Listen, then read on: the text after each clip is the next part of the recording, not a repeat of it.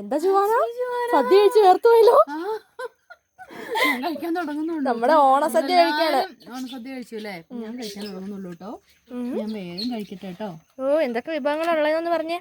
എത്ര കൂട്ടം കറിയുണ്ട്, എത്ര കൂട്ടം സാമ്പാറുണ്ട്, എന്താണ് സ്പെഷ്യൽ പറ. 16 കറീസ്.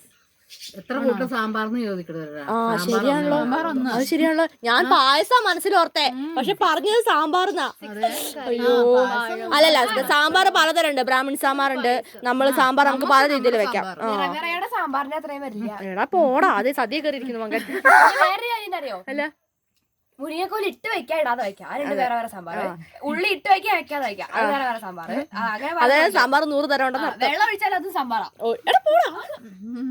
അപ്പൊ നമുക്ക് ഒരു സാമ്പാർ. അപ്പൊ നമുക്ക് 16 കൂട്ടം കറിയുണ്ട്. 3 തരം പായസം ഉണ്ട്. ഏതൊക്കെ പായസമാണ്? കഴിച്ചോ ഞാൻ പറഞ്ഞോളാം.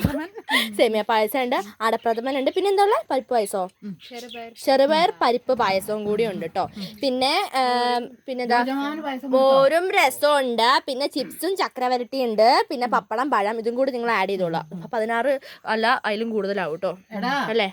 ഇന്നത്തെ വള്ള സദ്യക്ക് 21 കൂട്ടം കറിയാ.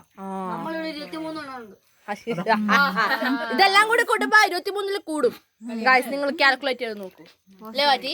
എല്ലാം കൂടി കൂട്ടുമ്പോ അല്ലേ മമ്മേ 1501 രൂപ മറ്റേ ഒരു ഇലക്ക്. അപ്പൊ മോസ്റ്റ് ആണെന്ന് അർത്ഥം അല്ലേ മമ്മ? പിന്നെ അത് നേരത്തെ ബുക്ക് ചെയ്യുകയും ചെയ്യും. മുഖ്യമന്ത്രിന്റെ